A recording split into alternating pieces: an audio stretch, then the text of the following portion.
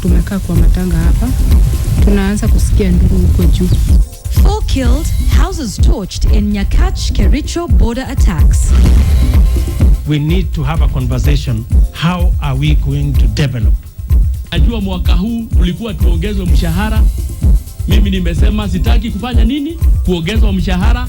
Pressure on other cadres of government to join the pay cut philanthropy train. Sasa mpia kupunguza mshahara na bei ya mkate bado iko ile. Court leaders dismiss pay cut move as a misguided gimmick. Also in KTN Weekend Prime, a woman of substance, recognizing exceptional, ordinary Kenyan women. KTN Weekend Prime with Yvonne Okwara.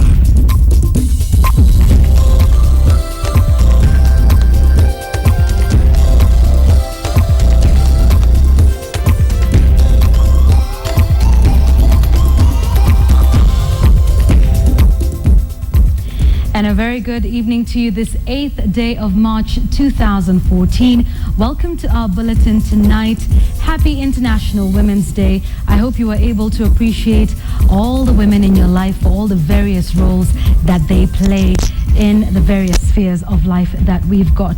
Thank you for watching our bulletin tonight, and of course it is Saturday night, so KTN Job Center will be on tonight, and our job seeker today isn't really actually a job seeker, but he is seeking investment in one of his ventures. Might you be his angel investor tonight? Please do take a look at that story we have later on. But let us begin with our top story this evening, and it's all about the clashes where 4 people were killed today in NYAKACH constituency and 3 others seriously injured when raiders from the neighboring Belgut constituency made a retaliatory attack. The attack followed a killing 2 weeks ago in NYAKACH during a cattle raid. Tensions boiled over during the day after the raiders torched 4 houses last night in a cycle of violence that has recently left hundreds homeless. KTN's Western Region reporter Fredo Mulo brings us the latest twist in the endless saga of tribal clashes among neighboring communities in the country. Ngege village, which borders Kericho and Kisumu counties, is no longer at ease. Last night, 4 houses were burnt down after raiders came back to avenge the death of their colleague who once sustained injuries in a cattle raid 2 weeks ago. The tension of the earlier incident necessitated a peace-building effort that was concluded with a soccer match 2 days ago, with a peace pact that both sides signed. One thing we know is that they have been looking for our animals. Yeah, they come to raid animals. So it's like they are being blocked. So when they were blocked, it's like they are now looking for ways and they can even kill and they retaliate to something. Mara wanatuvamia. Hakuna siku ng'ombe imewahi toka kwao ikikuja kwetu. Hawa ndio wanakuja kuvamia ng'ombe yetu na wanachukua huko. Na we have been appealing kwa serikali watusaidie, na serikali watusaidie. So we are asking them, are we Kenyans ama tuko nchi nyingine?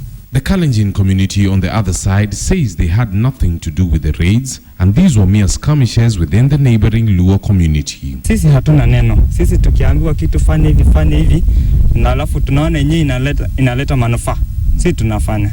Lakini kitu kibaya hawa wanajaribu kutuchokoza. Today, as the district commissioner was busy trying to diffuse the tension, another set of raiders armed with crude weapons was preparing a fresh attack that resulted in 4 fatalities in one day. We cannot pinpoint an individual, but there are allegations that these were people from the Kericho side. Yeah.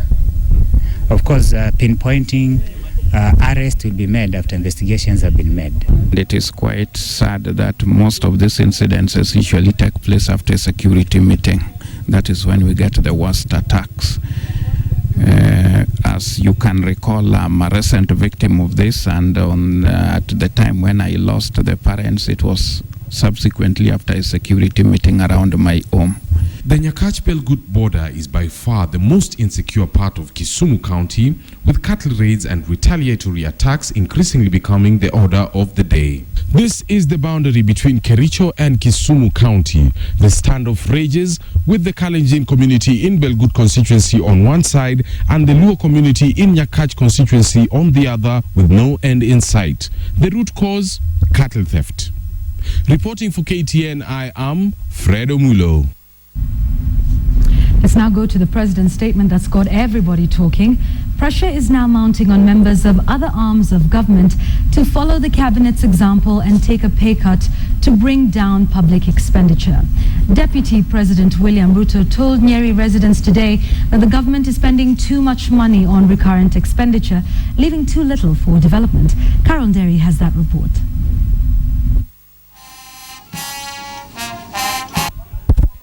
The Deputy President sought to help the country digest the real meaning of the executive's announcement that they will indeed take a pay cut.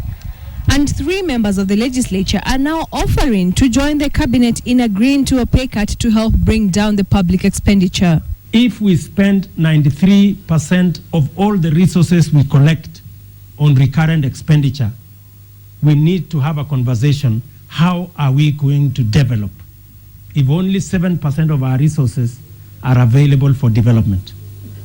Hata mimi kama mjumbe wa Kieni, najua mwaka huu tulikuwa tuongezwe mshahara. Mimi nimesema sitaki kufanya nini? Kuongezwa mshahara. We want that example to be followed by all leaders, including the county government. Sema pia ile pesa ambayo tunaongezwa 10% kila mwaka successively, rudi treasury isaidie Kenya. Niambia Mungu ako na mambo yako, watu wa Udhaya walichagua mimi na hawa ndio watachagua mimi. Members of the county assembly, mukanyage governor sawa sawa. The new attempts to institute frugality come ahead of next week's public wage bill conference expected to take place in Nairobi. Lakini kama pesa zote tunazokusanya ushuru ya Wakenya wote tunaenda kutumia kulipa mshahara na kuweka magari petroli na kununua magari, Kenya hii haiwezi kubadilika. Ninataka mjue, nyinyi watu wa Nyeri, mjue ya kwamba serikali hii iko timamu. Msiwekwe baridi na watu wanaongea maneno madogo madogo. Hii serikali iko imara. The Rurengo gathering was also coming just a day after the governors' conference in Nairobi, which saw the county chiefs take a hardline stance against the 2 houses of parliament, accused of seeking to frustrate devolution. The senators had an answer for the governors. Ni lazima wale governor wameitwa na Senate wote wakuje mbele ya kamati ya finance ya Senate, tuwaulize maswali. Kama una shida urudi kwa kaunti yako uendelee. Kama uko na shida kiboko kidogo kidogo hiko kama ile ingine tumechapa Embu hivi karibuni. We want resources to make sense in the local level. I want my grandmother in Ukurueni there to get a road, to get water. That is the reason why devolution had to work. Let's join hands and work for the betterment of this country. But Nyeri Governor Nderitu Gachagua lashed out at the senators, saying governors too were protected by law and investigations should be conducted without malice. To assure the members of the Senate who are here today that there is no governor who wants to be exempted from audit, who wants to be exempted from oversight. The only requirement that we ask as Kenyans, because we are entitled to the protection of the law as Kenyans, is that we be subjected to a due process. Aite governors, aite senators, aite National Assembly, twende tuketi mahali moja. All the leaders of Nyeri County, including the 6 members of parliament, were present in a rare show of unity. Wrangles between Nyeri MPs and the county government have for a while now been an ill-kept secret. The senators present flexed their muscles, saying they would continue to play the watchdog role and ensure that devolution is a smooth process, and the leaders have been urged to unite for a common purpose. Carol Derry for KTN in Nyeri. Now, the court team is not buying any of that pay cut philanthropy talk that is coming out of the government. Court leaders have dismissed the announcement of a willingness to surrender a percentage of the cabinet's pay as a precursor to pay cuts for civil servants. Samogina reports. Just a day after the president and his deputy announced they will take a 20% pay cut from their salaries, the CORD coalition says the Jubilee administration is lacking ideas on how to deal with the rising cost of living and is clutching on straws. CORD rubbished the pay cut move as a populist strategy. Sasa rais na makamu wake wanapunguza mshahara yao na 20%. Wanataka wengine wafuate hivyo hivyo. Sasa naambia upunguze mshahara na bei ya mkate bado iko ile ile, na kodi ya nyumba ni ile ile, na kodi ya matatu ile ile. Mwambie kama tunataka sisi tupunguze mshahara, rudisha chini gharama ya maisha. Another gimmick to the people of Kenya, kwamba Uhuru na Ruto na mawaziri wanapunguza mishahara. Hata ukimuuliza Uhuru anajua payslip yake, anaijua kweli? Kila kitu analipiwa na serikali, ushuru wenu, chakula serikali, maji serikali, kila kitu. Sasa ni nini amepunguza? Kenya does not need populist gestures of inconsequential salary cuts at the top. The problem of the public wage bill will not be handled through populist inconsequential gestures. In announcing the cutback to their salaries, President Uhuru Kenyatta coined it as an austerity measure to insulate Treasury from the rising public wage bill. I've come to terms with the fact that the wage bill in this country is well above that which we can afford. And if truly we are to achieve the objectives of Vision 2030, if truly we are to be able to transform our nation, this is an area that we have to look at and give great thought to, because it is one of the greatest threats that will deny us the ability to truly transform this country. But CORD is reading mischief, claiming the pay cut deal is a wide scheme whose ripple effect is to slash the salaries of civil servants, yet the cost of living is skyrocketing. The CORD leader said there are proper mechanism of controlling the economy other than targeting the civil servants. I just hope, and we want to warn them, and I've said this in Kitale, that they are not laying a ground and a foundation kuanza kupunguza mishahara ya walimu, mishahara ya wafanyakazi wadogo wadogo ambao hawajiwezi, bila kurudisha gharama ya maisha chini. Hiyo ni porojo, ni pupuzi. Kuna haja ya kumwambia mtu ati arudishe upunguze mshahara yake na gharama iko ile ile vile mbaki. President Uhuru Kenyatta is the top earner in the salaries set by the Salaries and Remuneration Commission. The president earning a basic salary of 1.6 million shillings, while the deputy president's pay is capped at 1.4 million shillings. A reduction of 20% means Uhuru will be deducted 320,000 shillings, while Deputy President William Ruto's salary slashed by 220,000 shillings per month. Cabinet secretaries take a 10% pay cut. Samugina, KTN.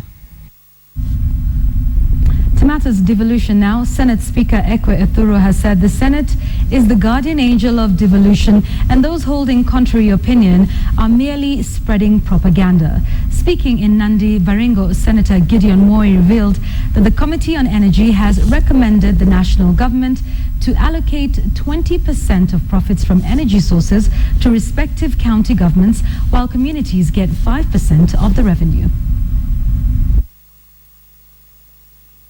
Kaunti ya Nakuru ni ile stima ya nguvu za umeme, yani geothermal. Kwa ndugu yangu speaker ni mafuta. Kwangu huko Baringo ni stima tena ya geothermal, na tuko tena na iron ore, na tuko na rubies. Serikali ingependa tupatie ati 20%, yani community chukue 5% na county government chukue 15%, lakini kama kamati yetu ya energy tumekataa hiyo. Tumesema tunataka tupatie county 20% na community 5%. We are the guardian angel of devolution, na hilo kazi tumepatiwa na katiba. Kwa hivyo yule mtu anafikiria ati senators ndio watapiga ugatusi, ujue huyo mtu anaeneza uongo na uvumi.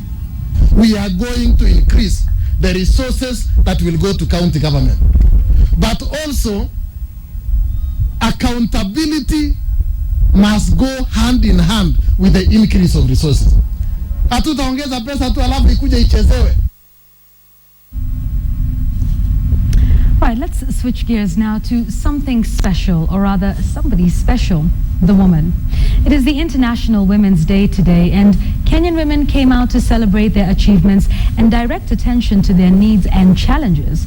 And as it turned out, it was not just the politicians and the civil society ladies coming out this time. Take a look. Inspiring change, that was the theme of this year's International Women's Day, and Kenya's top leadership joined the women to celebrate their special day. It is a day when the women folk look back at their progress in society and the challenges they go through in trying to rise through the ranks. President Uhuru Kenyatta gave the promise of Jubilee to give room for women to shine. From understand the inclusion of women in leadership, the Constitution has provided the country with a framework in which to achieve equity. We want to protect women who are disinherited of their property when their husbands die. It is not just at the KICC. Women in prisons were also not left out. Over 60 women and children in Murang'a County took a break from the prison rigmarole to let their hair down and shake their bodies out. They requested the society to receive and accept the prisoners once they complete their terms in prison. Katika wale wanaorekebishwa, tunakubali kwamba huwezi kupata 100% kwamba amerekebika, lakini inakuwa ni vizuri umpatie nafasi na kumwamini kwamba amerekebika na uwe nafasi ya kumpokea na kuweza kumsaidia aweze kujumuika na jamii kule anakotakana kwenda baada ya kumaliza kifungo chake. And the women of Pokot had their day too. Theirs is an appeal to their men to stop being chauvinistic and to help them fight cultural practices that have kept their girls in the dark ages. Your government reaffirmed your commitment to eradicate female genital mutilation and to stand in solidarity with women and girls who are forced to suffer these unspeakable consequences. Wana haki ya matamshi, wana haki ya kusikizwa, wana haki ya kutoa maoni, wana haki ya kutembea, wana haki ya kumiliki mali. In Taita Taveta County, a section of women said there would be a lot more to celebrate on a day like this if women in leadership carried themselves with decorum. Kwa sababu gani nasema hakuna kitu nasherekea? Ni kwa sababu sioni kama kuna, I think we haven't moved much. Jaona msaada wote kutoka serikali mpya ianze, tunateseka. Haya pesa za mama wazee hakuna, hatupati. Tunaambiwa mtu kama mimi nina miaka 63, nimeambiwa mimi sizipata hizo pesa. They want county women representatives to take time to go down to the grassroots and help women enterprises and women groups prosper. As the world celebrates the women today, there is a narrative of a particular group of Kenyan women who defy the norm to keep their families going. This is the group that leaves their men in bed early in the morning and return home late in the evening, sweating it through the day to scrape together a living for those they love. Sharon Mamanyi tells us the story of the extraordinary Kenyan woman. Getting ready for a busy day, 78-year-old Petronila Wepuhulu packs up her tools of trade onto her biggest tool of trade, her bicycle. While perhaps an unconventional sight, particularly for a woman her age, Petronila tells us how this bicycle is her greatest gift yet. Hakuna mtu akusaidia mimi nilishe wajukuu wangu. Papa wao walikufa wakaniwaachia watoto. Sasa nipelekee nani? Mimi mwenyewe. While her husband gets ready to join other village men for a drink, a trend that is common in the area, Petronila is left with the responsibility of fending for her orphaned grandchildren. To this end, the bicycle gets her to her farm where she spends her entire day. Nisaidia mimi kutembea haraka ndio nifike huko, ndio nifanye kazi huko, nirudi huko kupigia wajukuu wangu. Mimi na basikili yangu kama mtoto anagonjeka, naweka tu mtoto kama mchanga kama huyu mimi nasika, na muweka tu kwa gonga alafu mimi najimbisha basikili. But hers is not an isolated story, as this sight of heavy-laden women atop bicycles is all too familiar in the village of Kibabii in Bungoma. The women here have all to blame on what they explain to be absent husbands, who leave all the family responsibilities to these women. Na mama tunapitia mashida mingi kwa sababu nyumbani tuna majukumu ya watoto. Huko biashara zimetukumba pia. Wazee wametuachilia. Ndio sasa unaona tumeingia ndani ya mabiashara kabisa. Bidi tujitokelezee tufanye kazi ili kuimarisha hali ya uchumi wetu. And so the women are forced to take on tasks traditionally done by the men as they work to feed their children and to nurture their families. And as the rest of the world commemorates the International Day of the Woman, the concept gets lost on them. For what is woman with no clear distinction between her role and the role of a man? Sharon Momanyi, KTN Weekend Prime. Indeed, that portrays the strength of the ordinary but yet extraordinary Kenyan woman. Let's move away from matters of women into matters education. Siaya Governor Cornel Rasanga has threatened to sue the Kenya National Examinations Council over what he terms as unfair treatment of the Siaya KCSE candidates in last year's exams. Now, he claims that the first position nationally should have gone to his county, but it was illegally snatched away. You can't compare also if you look at the number of schools and the number of students that SEA produced. You can't compare with Samburu, which had less than 1,000 candidates. And so as far as we are concerned in SEA, we are number one, and we would like to maintain that number. Number two is that we are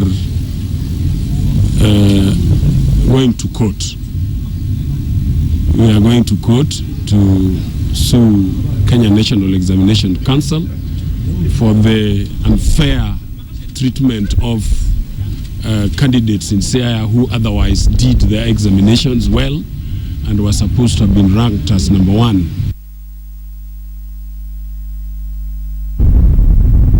Right now, police in Nyandarua County have rescued a man who had been kidnapped and locked in a house at Kisima area in Nyahururu town. The kidnappers were demanding 5 million shillings ransom from the man's family before he could be released. According to the victim, Peter Karanja, who is a technician in Nakuru town, he says he was led into a trap by a friend who invited him from Nakuru to repair machines for several clients in Nyahururu. The friend and his accomplices later accused him of having an extramarital affair with his wife and tried to extort money from him. The kidnappers later reduced the amount to 700,000 shillings and threatened to kill and dump him in Thompson Falls if they failed to get the money. Karanja's wife, Joyce Wanjiru, alerted police in Nakuru after her husband sent her a message indicating he had been kidnapped. Police in Nakuru then contacted their colleagues in Nyahururu, who laid an ambush and arrested 4 suspects. Tukiwa mabibi wazuri, tuko na roho mzuri. There is mili kutoka dunia kibai. There is a method. Tunajua when you are in danger and you don't want your enemy to know.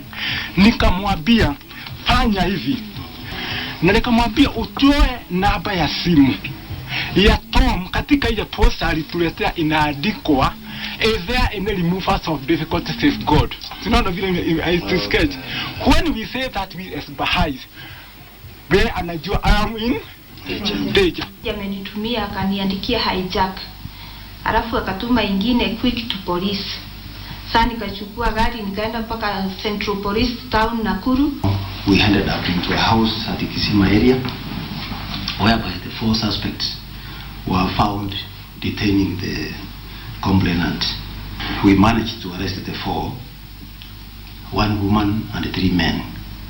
We recovered the knife which they were threatening to use so as this man can give in the money. Right, all's well that ends well in that story, so we're glad that that was resolved successfully. Right, you're watching KTN Weekend Prime this 8th day of March 2014. Do stay with us. We're taking a short break, but we have lots more lined up for you. Take a look. Connecting you to the job market in KTN's Job Center. Being a very private person, having now to be in the spotlight. So it has been trying, but it's also been a a wonderful experience so far. And I've realized that I can do so much for Kenya through this position. You are watching KTN Weekend Prime.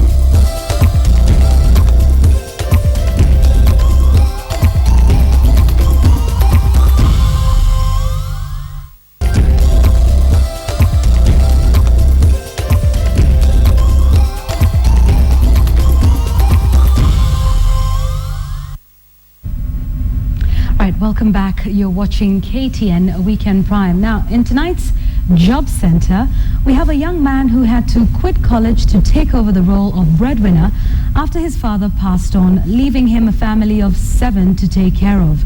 Here is Joy Dorinbira with the story of Daniel Nzimbi.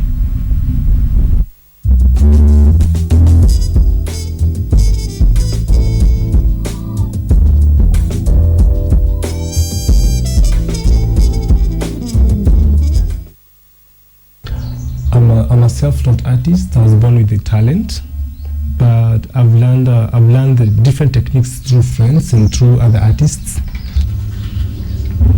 He quit school in 2006, 3 months after he enrolled into college where he was pursuing a diploma in community development. This after his father passed on, leaving behind a young family that left him with no option but to step up and support the family of 7.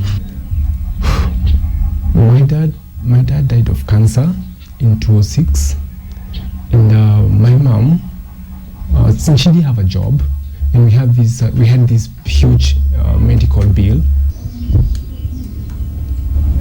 With no hope of furthering his education, Daniel sought a job with an art gallery to raise money for his upkeep. He was paid 800 shillings a day, but even then he was not content. He quit his job to be able to raise more money for the family. He decided to paint on his own and sell his artwork to friends.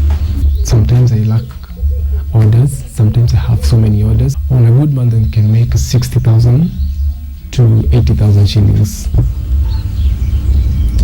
60,000 shillings, off of which he pays 25,000 shillings as mortgage for his workstation that also doubles as his home, supports his family and keeps the business going. Daniel, whose primary income comes from friends and door-to-door marketing, is seeking capital to boost his business, but there is a challenge. I need capital, and since I'm not in employment, it's hard to get a loan from a bank because they require your payslip, your monthly payslip. Yeah. To expand my business, I'd need around 1 million shillings would be enough to establish a showroom, to have ready stock for exhibition and stuff, to have a permanent employed staff, fundi and guys to help me through with my work. Yeah, with that and my registrations. KTN Job Center has pitched an appointment for Daniel Nzimbi with Hishan De Silva, CEO Vencup, a venture capital fund that has invested in over 17,000 businesses for possible funding. Joy Dorinbira, KTN Job Center.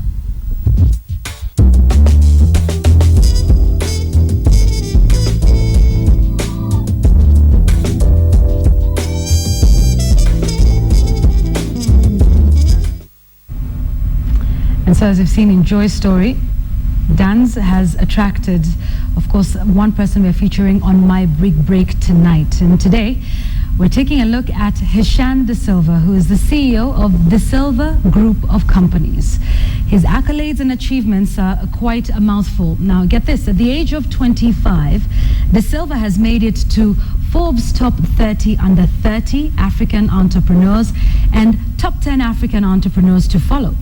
Last year, he also made it to the list of the top 10 African influencers. But what is even more inspiring is that at just the age of 25, he is worth over 1 billion Kenya shillings. So what was his big break? KTN's Joy Dorinbira spoke to Hishan De Silva.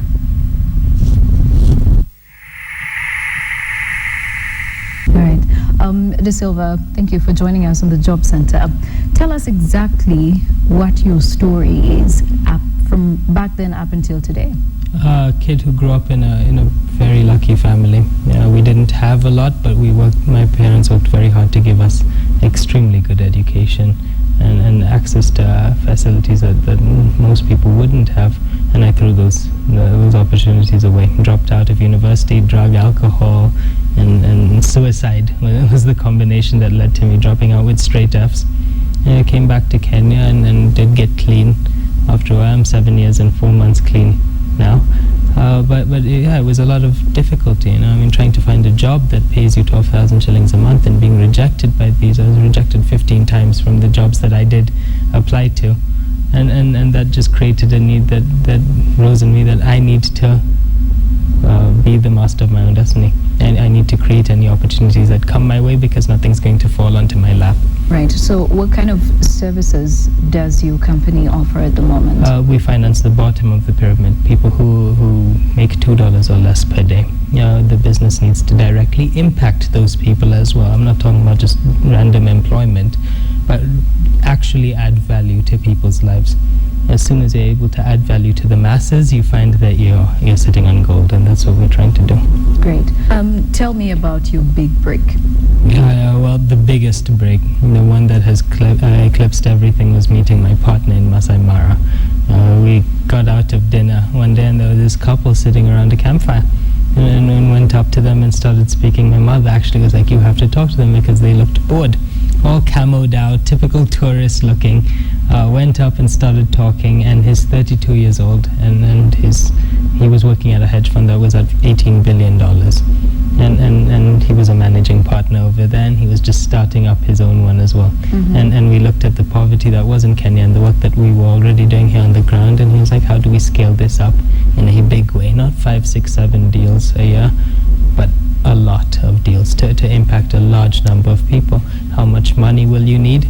And how long will it take for us to get this going? Mm-hmm. He brought another hedge fund on board, and that was the big break.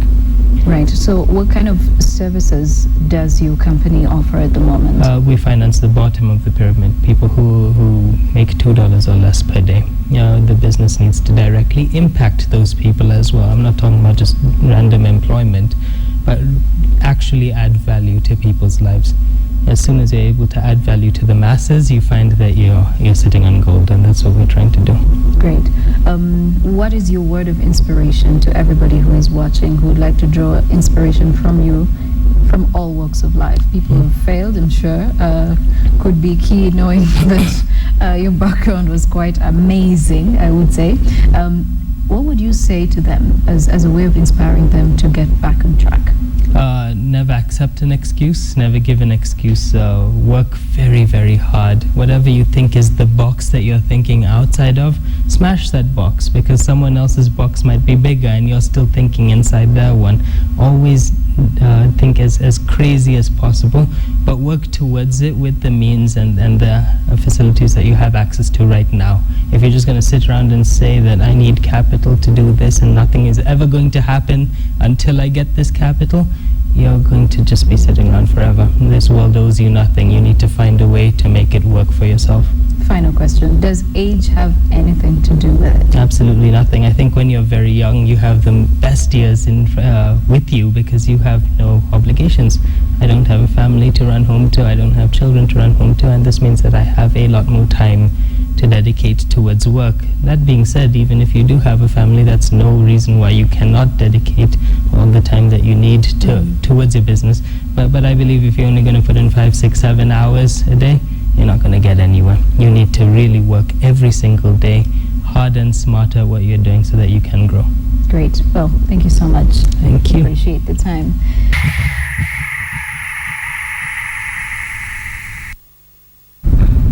Heshan De Silva's story, always an inspiration to every single time he gives his story. And he has also expressed some interest in our job seeker tonight who is seeking some funding, and that is Daniel Zimbi. So we hope that goes well for the both of them.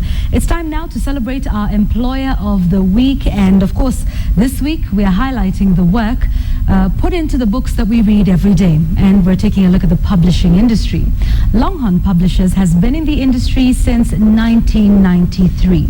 With presence in 7 African countries, the 21-year-old Kenyan company offers services ranging from book publishing to creative writing and autobiographies. The publishing company employs over 200 Kenyans, ranging from skilled, semi-skilled to unskilled workers.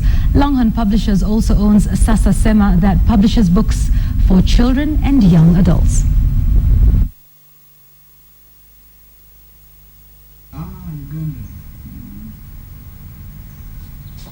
The service we offer now is publishing books for all kinds of audiences, right from the small child to the elder to the tertiary level, and we publishing both the hard copy and the digital copy. And those are the critical services that we exist to deliver, but our mandate can be expanded in terms of diversification. Right, that's it for Job Center this week. But remember, if you want to get in touch with us, our Twitter handle is at KTN Job Center. We also have a Facebook page, that's KTN Job Center, as well as an email address, ktnjobcenter@standardmedia.co.ke. Do get in touch with us if you are seeking employment, if you are seeking some investor funding for your venture. Who knows, you might just be lucky. Alternatively, if you're also an employer, we celebrate anyone employing from 2 people to 1,000 to even more than that. And if you'd like us to celebrate you, you can get in touch with us as well. We look forward to hearing from you. We want to take a short break right now, but we have lots more news for you, so please just stay with us.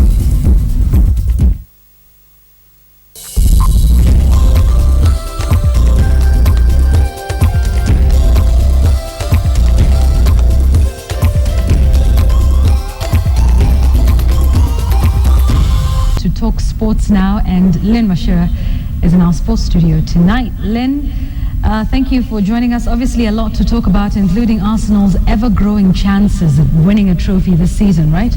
Yes, for sure, Yvonne, because they have just edged closer to winning the FA Cup this season after edging out Everton today in the FA Cup, and now they're in the semi-final. That story and many more coming up after a short break. Do stay with us, don't go too far.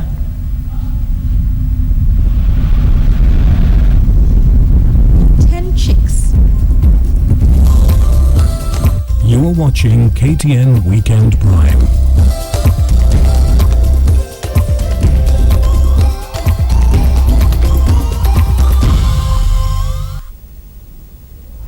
Good evening and a warm welcome to KTN Sports Today Weekend Edition. I'm Lynn Washira. Straight to the sports news. The crowds are expected to be out in the numbers on the final day of the 2014 Barclays Kenya Open Golf.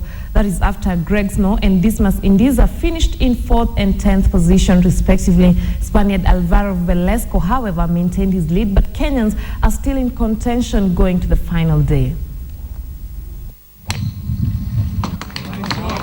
Greg Snow carries the hopes of 40 million Kenyans going into the final day of the Barclays Kenya Open Golf Tournament. The 23-year-old Muthaiga Golf Club player carried a 7-under par 71 to bring his total tally to 209, to tie in the 4th position with 7-under par with Van Tonda, Jason Lassen, Bernadette Adrian and Hats Bissam. This puts Snow quest to become the first home winner in the tournament's long history on course. Dismas Indiza also flew the Kenyan flag in a scintillating style. He carried 6-under par 68 to add his opening 73 and 69 respectively to tie in the 10th position. Indiza, who admitted to have been under pressure on the opening 2 days, is up to the task ahead. Alhamisi na Ijumaa hiyo nilikuwa nacheza na pressure. Sasa leo nilikuwa nimewaka moto. Hata yenyewe ilikuwa nimewaka moto. Leo nilikuwa najua niko na -10. Alvaro Velasco battled to maintain his lead on day 3 and was joined top by compatriot Pedro and South Africa Jack Ross. Alvaro got an 8-under par 72, tying with Pedro's 8-under par 70 and South Africa Jack, who carried 8-under par 71. The course has proved to be unpredictable, and the final prize money is deemed to be more than a motivation that keeps the golfers going. The top winner is going to take 32,000 euros. That is currently, and after the cut was made, the guy who is 68 who made the cut yesterday is going to take home 420 euros. Last year, 5 Kenya made the cut to the third round of the tournament, but only 2 were able to pass the bridge this year. This, however, is not an indicator of the declining standards of the Kenyan play, but a proof of an increasing competitiveness. We have only 2 who have made the cut. But let us be clear. The 2 who have made the cut at a much higher level than they did last year. On Sunday, Kenyans Dismas Indiza and Greg Snow will tee off together at 11:51 a.m. at the KTN Golf Club. It remains hard to say who will take the lead in the 4th and final day of the tournament. But for Kenyans, they'll be relying on Dismas Indiza and Greg Snow, who are the only 2 Kenyan survivors on the national duty. Moses Wahesi, KTN Sports.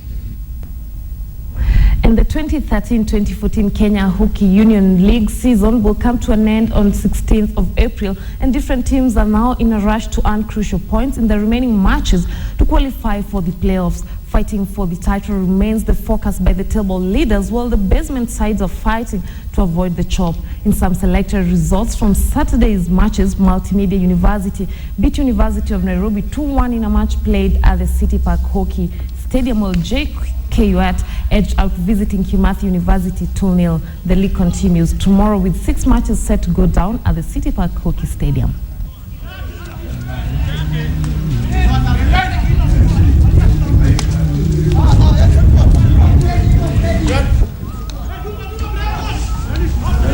Kenya's First Lady Margaret Kenyatta is confident that she will get to the finish line of the first edition of the First Ladies Half Marathon set for tomorrow in Nairobi. The race starts at the historic Uhuru Gardens.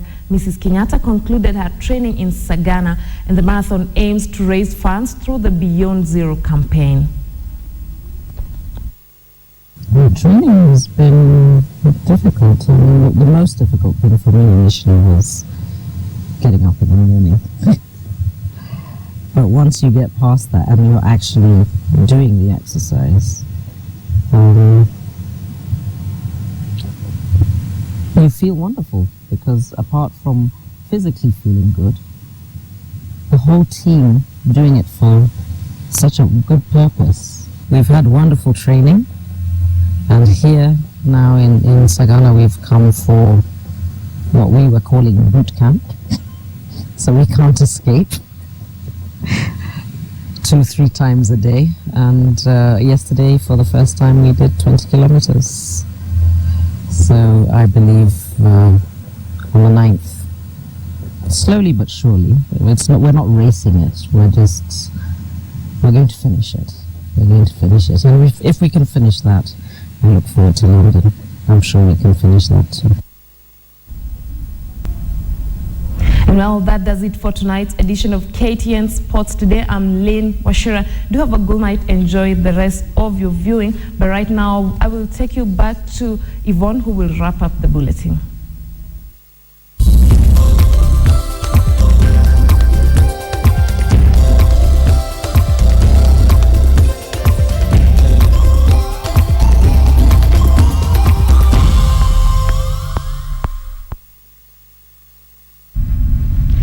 Now, if you are a man, how good are you at looking after children? And would you consider taking lessons from a chicken on how to care for the young? This question is not as far-fetched as you may think. In an interesting turn of events, a rooster has stepped in to mother a bunch of chicks after their mother died in Nakuru. Take a look at this. Gladys Kinyori's compound has now become the center of attraction in this estate called Twinwane in Nakuru. People are dropping here to see for themselves this tender loving rooster. For over 5 weeks now, this rooster, unlike the norm, has been like a mother to these 10 chicks, starting from when the mother hen died. Nikawa nachukua hawa fifaraga for about 1 week na wafunikia na blanketi. Siku moja nilipotoka kasini nikakuta hata jogoo naye amepata kuna pahali naweka watoto bedroom. Nikakuta amewatoa huko, amekuja nao paka hapa kitchen. Nilipokuja kufungua mlango nikapata jogoo ako na watoto. And that was the beginning of the rooster's affection. A hen in the homestead had rejected the chicks when they became orphaned, pecking at them and scaring them off. Hawamkaribiji wa tayari wanajua yeye ni adui wao. Anawadonya paka saa nyingine hata amefuja mwingine bafu. And so the cook decided to put aside his pride and become the mother that these chicks needed. And when it's feeding time, food has to be served twice, as these orphaned chicks will just move away from the food in fear of the hen and try to fend for themselves. But even as they do that, their good friend keeps watching over them. Mwewe ikikuja, ako hapo. And anakuwaga ready kufight na anybody mwenye anakuja kuintavia na hawa vifaraga. Hata umbwa, niko na puppies. Moja ikionekana tu ikikaribia hawa, inadonywa. We mwenye ukienda kuikaribia, hataki mtu karibu na hawa vifaranga. Amewalea vilivyo. And when evening winds come blowing cold and sharp, these chicks rush to this rooster for protection. And tenderly and smoothly, the rooster opens its wings and covers the little ones. And here they find solace. The situation has left the owner and the neighbors in wonder. Perhaps this cock has a lesson for human males on stepping up when one is needed. Hata watu wengi wenye wanakuja hapa wanachukua picha ya huyu jogoo. Kamchemenza, KTN from Nakuru. Yeah, and that's an interesting story. So if you've been complaining that on International Women's Day we've focused on women, we've also focused on a rooster. And perhaps based on that story, we need to change the saying. You know what women say? Anything a man can do, a woman can do better. Well, I think in this case, it's anything a chicken can do, a rooster can do better. All right. On that note, we wind up our bulletin tonight. Thank you for watching. Thank you for your feedback. Of course, both myself, Lynn Washer, the entire team, and our sign language interpreter, William Silla, thank you for joining us tonight. We'll see you again tomorrow when we will meet again on our hot topics that's on Checkpoint. So do make sure you stay with us for that. Until tomorrow, have a good night.